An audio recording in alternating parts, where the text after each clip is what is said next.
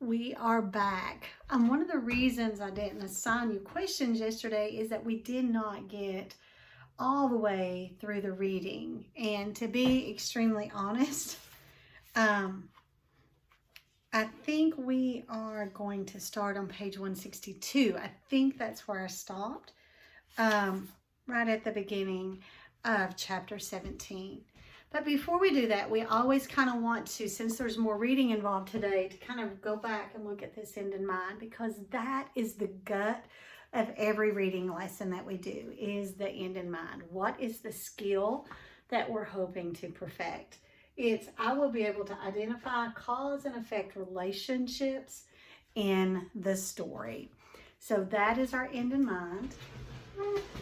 You should have your questions out before you. Question 3 from yesterday, I said the page number was not correct. It says on page, and I want you to scratch it out and write 166. The author writes that Jonas has experienced real sadness while his mother has not. So 166 is the page number that we'll be kind of listening and looking for that. All right, 163. Today is declared an unscheduled holiday, Jonas. His parents and Lily all turned in surprise and looked at the wall speaker from which the announcement had come. It happened so rarely and was such a treat for the entire community when it did. Adults were exempted from the day's work, the children from school and training and volunteer hours, and the substitute laborers, who would be given a different holiday, took over all the necessary tasks. Nurturing, food delivery, and care of the old. And the community was free. Kind of like a snow day for us. Well, Jonas cheered and put his homework folder down. He had been about to leave for school. School was less important to him now, and before much more time passed, his formal schooling would end. But still, for 12s, though they had begun their adult training, there were the endless list of rules to be memorized and the newest technology to always be mastered. He wished his parents, sister, and Gabe a happy day and rode down the bicycle path looking for Asher. He had not taken the pills now for 4 weeks. The stirrings had returned, and he felt a little guilty and embarrassed about the pleasurable dreams that came to him as he slept. But he knew he couldn't go back to the world of no feelings that he had lived in for so long. And his new heightened feelings permeated a greater realm than simply his sleep. Though he knew that his failure to take the pills accounted for some of it, he thought that the feelings came also from the memories. Now he could see all of the colors, and he could keep them, so that the trees and grass and bushes stayed green in his vision. Gabriel's rosy cheeks stayed pink even when he slept.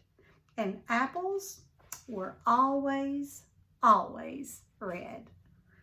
Now, through the memories, he had seen oceans and mountain lakes and streams that gurgled through woods. And now he saw the familiar wide river beside the path differently. He saw all of the light and color and history it contained and carried in its slow-moving water. And he knew that there was an elsewhere from which it came and an elsewhere to which it was going. On this unexpected casual holiday, he felt happy, as he always had on holidays, but with a deeper happiness than ever before.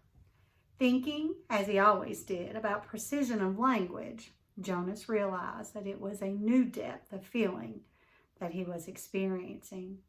Somehow they were not at all the same as the feelings that every evenings in every dwelling, every citizen analyzed with endless talk.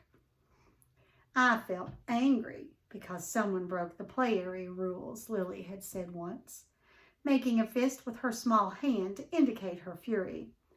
Her family, Jonas among them, had talked about the possible reasons for rule breaking and the need for understanding and patience, until Lily's fist had relaxed and her anger was gone. But Lily had not felt anger, Jonas realized now. Shallow impatience and exasperation. That was all Lily had felt. He knew that with certainty because now he knew what anger was. Now he had in the memories experienced injustice and cruelty, and he had reacted with rage that welled up so passionately inside him that the thought of discussing it calmly at the evening meal was unthinkable. I felt sad today, he had heard his mother say, and they had comforted her. But now Jonas had experienced real sadness. He had felt grief, and he knew that there was no quick comfort for emotions like these. These were deeper, and they did not need to be told. They were felt. Today, he felt happiness. Asher! He spied his friend's bicycle leaning against a tree at the edge of the playing field. Nearby, other bikes were strewn about on the ground. On a holiday, the usual rules of order could be disregarded. He skidded to a stop and dropped his own bike beside the others. "Hey, Ash!" he shouted, looking around. There seemed to be no one in the play area. "Where are you?" A child's voice came from behind a nearby bush and made the sound. "Pow, pow, pow!" A female 11 named Tanya staggered forward from where she had been hiding. Dramatically, she clutched her stomach and stumbled about in a zigzag pattern, groaning. "You got me!" she called, and fell to the ground, grinning. Kablam! Jonas, standing on the side of the playing field, recognized Asher's voice. He saw his friend aiming an imaginary weapon in his hand, dart from behind one tree to another. Blam! "You're in my line of ambush, Jonas. Watch out!"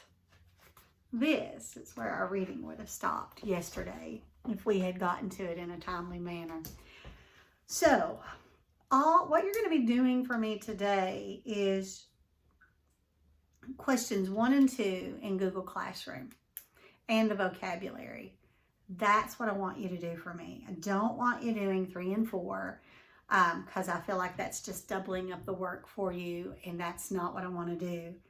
To do questions 1 and 2 correctly, as well as the vocabulary, that will put you at about 35-minute lesson today, and that's kind of my goal for you guys. So, that being said, questions 1 and 2, Google Classroom, plus the vocabulary.